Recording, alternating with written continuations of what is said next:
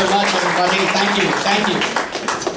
Holly, thank you very much for that warm introduction. Great public service that you rendered on behalf of all of us here in Columbia County. PJ and the entire team, fantastic work.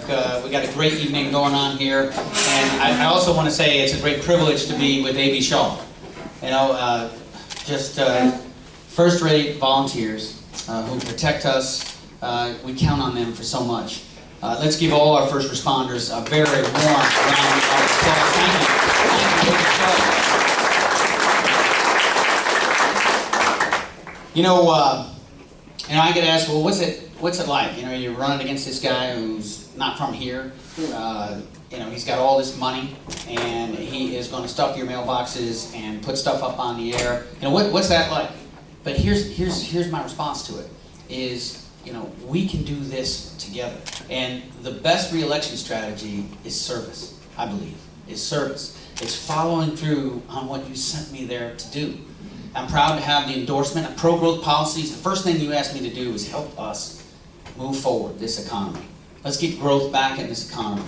And that's where we put the major focus for our office. I'm proud to have the support as I run for re-election from the National Federation of Independent Businesses, our small business owners, the Chamber of Commerce, the National Association of Manufacturing, and be recognized as a friend of the farmer. You know, these policies, I believe, we can get America working. We can absolutely get back to 4 to 5% GDP growth. And I will tell you, the farm bill that we passed is going to be part of this. It's a rural development bill. I was very honored to help put it together. We listened carefully to our farmers, and that constituent-driven legislation is now enacted, and it's going to cascade, and I believe it's going to help us, the rural economy here.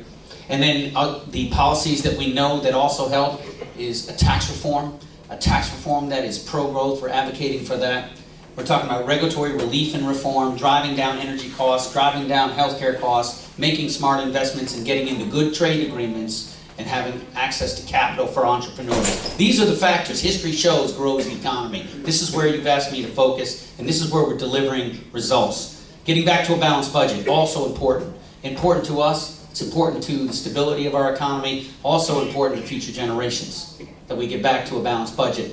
And from the time I was elected in 2010 to now, to the end of this year, we're looking at a 60% reduction in the annual deficit. You made a difference. I will tell you that when you rose up the election of 2010, it changed the conversation, and it started to put that as a focus, that we make good choices to balance the needs now with future needs, because this can absolutely be done.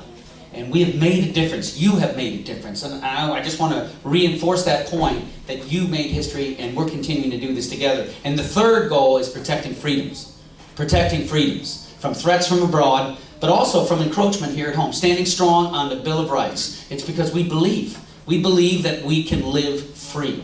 And that's why we stand strong on the Second Amendment, the First Amendment, the Third, the Fourth, the entire Bill of Rights. It's because that even after all these years, we believe that with self-governance, we can send representatives, in this case to Washington, but really at every level of government, and can form policies based on the needs of those that express and come out and support these candidates, and we can have policies that will move us in the right direction. And so, you bet. That's right.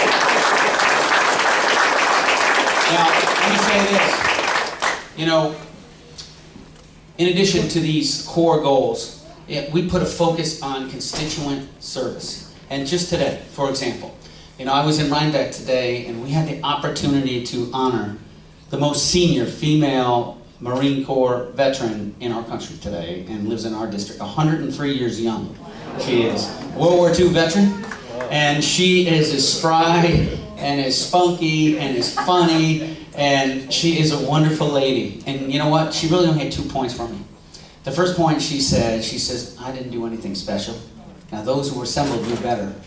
She was a trailblazer, but she insisted, she said she was just doing what everybody else was doing. And the second thing is when we presented her with a coin, she said, well, I'll accept it, but I'll accept it on behalf of all female veterans and all veterans in our country. So I mean, that's the kind of inspiration, and I'll tell you, we work cases every day to help support our veterans. And I want you to know, we just enacted this week, the President signed a bill that's going to bring significant reform to the Veterans Administration, the VA. 3 major points.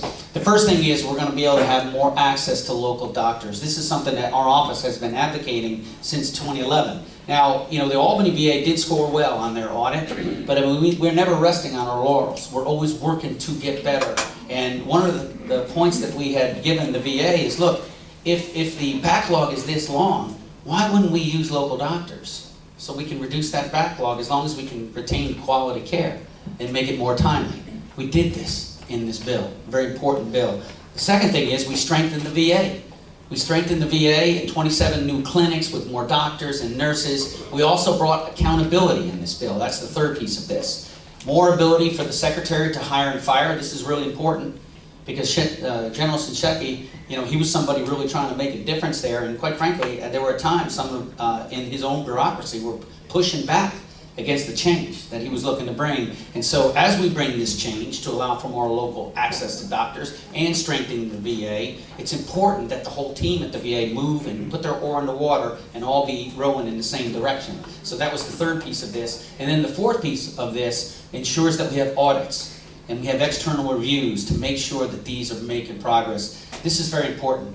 We owe this to our veterans. They put their lives on the line for us, and we're going to make sure that we move the VA in the right direction. You asked us to work on this. We delivered and acted this week. Very important to us. I want to tell you that in addition to the Farm Bill, as I mentioned, you know, we've got a good infrastructure bill signed into law as well. This is supporting the bill that we had done a couple of years ago. We've got more to do on this score. But the important thing is that we're going to continue to do the work that's necessary so we have confidence in our roads and bridge, water and sewer.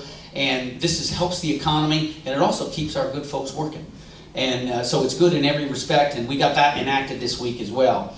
And in addition, it's only been about a week or 10 days, and the President signed into law a job training bill. This is also important to the number one goal you sent me to do, which is to grow the economy. Because even in an economy of about 6.1% unemployment, we still have over 3 million jobs unfilled, in part because we need to work on the skills that will make people prepared for some of these professions, some of these jobs that are looking to hire. So this bill is going to help us. It's going to help us continue to strengthen the economy going forward. This is just a sampling of the work that we're doing to bring forward and the casework that we're doing for you.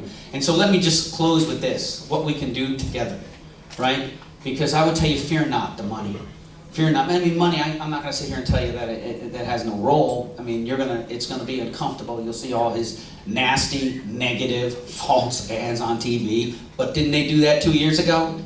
Yeah, they did. And did it work? It didn't work, right? But what we can do is we can stand up together. We can stand up together on this, you know, because I will tell you, what moves votes, yeah, money's important, but what moves votes is when people of character, when you take a sign and you put it on your lawn, when you put a bumper sticker on your car, when you write a letter to the editor, when you pick up the phone and talk to your friends, I mean, these are the things that move votes, because we all live in communities. This is a rural area here. We've got 165 towns, and for those folks that you've been here, you've got friendships, deep friendships, and when you put a sign on your lawn, that gets your friend's attention. You're supporting that individual. Why? And you have a chance to explain to them why. This is how we can do this. We can have solidarity together. I did bring some signs here. Please feel free to take one, a bumper sticker. And we got a great team. You know, Kathy Marchione is here tonight. We're going to be 110% supporting her. And was mentioned the other candidates who weren't able to make it. We're going to do this together. We're going to do this together. Listen, we're proud Republicans, but we're Americans first. And we're putting the country first. We're putting our service first. This is a very important election. Let's make sure we get everybody out. Thank you for coming. God bless you. Enjoy the evening. Thank you.